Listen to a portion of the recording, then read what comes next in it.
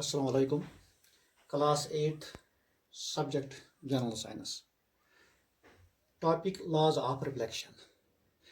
प्यारे बच्चों, हमने पिछले लेक्चर में पढ़ा था लाइट के बारे में। लाइट के बगैर हम देख नहीं सकते हैं, वो हमने पढ़ा है। आज हम पढ़ेंगे लाइट के बारे में कुछ खास कैरेक्टरिस्टिक्स जो लाइट के हैं वो हमने पढ़े हैं। आज पढ़ेंगे हम laws of reflection. Light may have been emitted by the object or may have been reflected from it.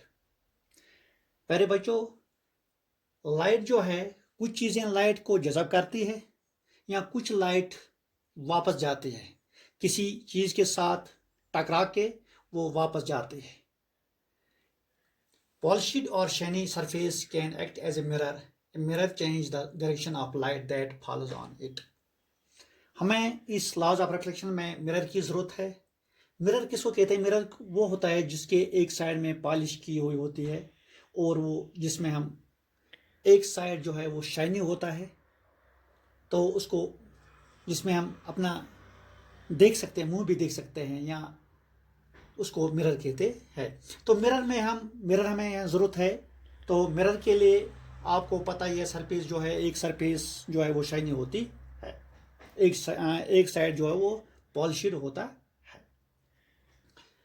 तो लॉज ऑफ रिफ्लेक्शन के लिए प्यारे बच्चों आपको 5 चीज़ों का पता होना ज़रूरी है। एक है incident ray, reflected ray, normal, angle of incidence, angle of reflection.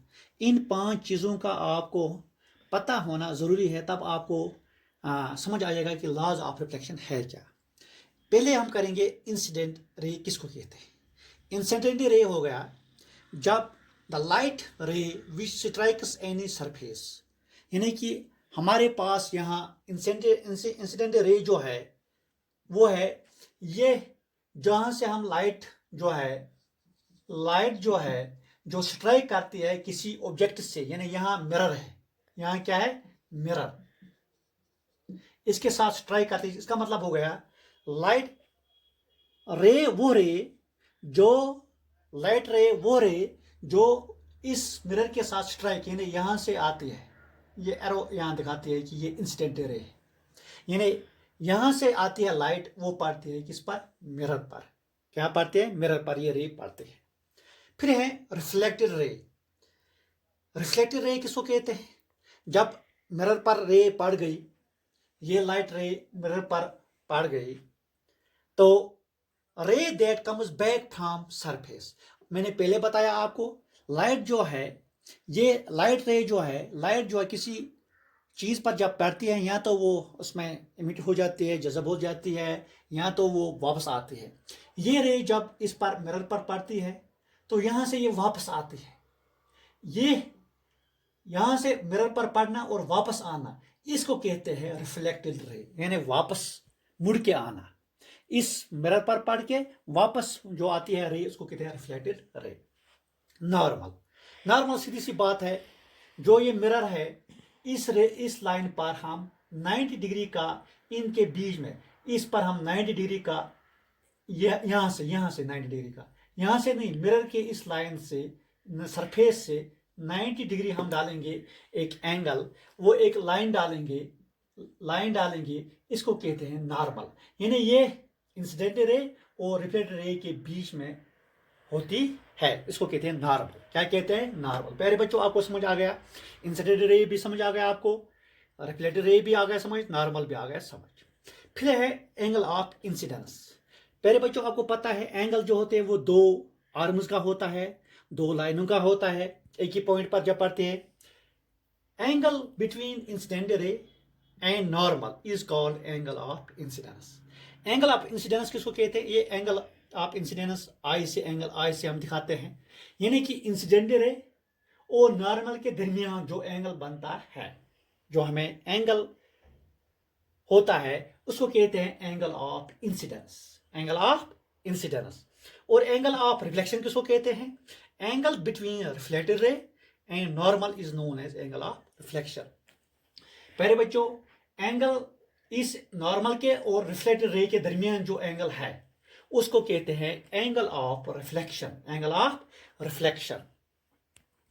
तो प्यारे बच्चों आप ध्यान से सुनना, पहला लॉ है कि एंगल ऑफ इंसिडेंस और एंगल ऑफ रिफ्लेक्शन ये जो होते हैं ये हर वक्त बराबर होते हैं। अगर ये 60 डिग्री का होगा ये भी 60 डिग्री का होगा, अगर ये 40 का होगा ये भी 40 का होगा। यानी कि हमें क्या लॉज ऑफ रिफ्लेक्शन के लिए हमें incident ray, normal, reflected ray, mirror इनकी ज़रूरत होती है। यानी इन मतलब तब आपको लॉज ऑफ रिफ्लेक्शन समझ आ जाएगा। यहाँ तक आपको समझ आ गया। अब आप देखिए लॉज ऑफ रिफ्लेक्शन है क्या। पहला लॉज ऑफ रिफ्लेक्शन है रिफ्लेक्शन है, ये एंगल ऑफ इंसिडेंस किसके बराबर होता है, एंगल ऑफ रिफ्लेक्शन के। दूसरा क्या है आप देखो प्यारे बच्चों, इंसिडेंट रे जो है ये किस पर पड़ती है, मिरर पर, एक ही पॉइंट पर। नॉर्मल किस पर, मिरर पर। रिफ्लेक्टेड रे किस पर, मिरर पर। यानी कि जो हर एक तीनों लाइनें जो है ये रेज जो है, दो रेज और ये नॉर्मल किस पर, एक ही पॉइंट से निकलती है, एक ही पॉइंट इनका। देखो एंगल ऑफ इंसिडेंस पहला लॉ है, angle of incidence is always equal to the angle of reflection. मैंने पहले बताया आपको एंगल आई जो होता है एंगल आर के बराबर होता है हर वक्त। दूसरा लॉ है the incident ray, the normal at the point of incidence and the reflected ray all lie in the same plane. यानी एक ही प्लेन पर, प्लेन का मतलब होगा एक ही जगह, एक ही जहां पर इंसिडेंट रे पड़ती है वहां रिफ्लेक्टेड रे भी होती है, वहां से गुजरती है, वहां से इसका वो भी इसी पर होती है और नॉर्मल भी उसी लाइन पर, उसी प्लेन पर होती है। तो इसका मतलब हो गया ये सारे इंसिडेंट रे, नॉर्मल फील्ड एक ही प्लेन पर होते हैं। तो इसको कहते हैं लॉज ऑफ रिफ्लेक्शन। ये दो लॉज ऑफ रिफ्लेक्शन है, आप इसका स्क्रीनशॉट उठाना। आपको समझ आ गया इंसिडेंट रे किसको कहते हैं, नॉर्मल किसको कहते हैं, रिफ्लेक्टेड रे किसको कहते हैं, एंगल ऑफ इंसिडेंस किसको कहते हैं, एंगल ऑफ रिफ्लेक्शन ये है लॉज ऑफ रिफ्लेक्शन। प्यारे बच्चों आपको समझ आया होगा, तो आप इसका स्क्रीनशॉट उठाना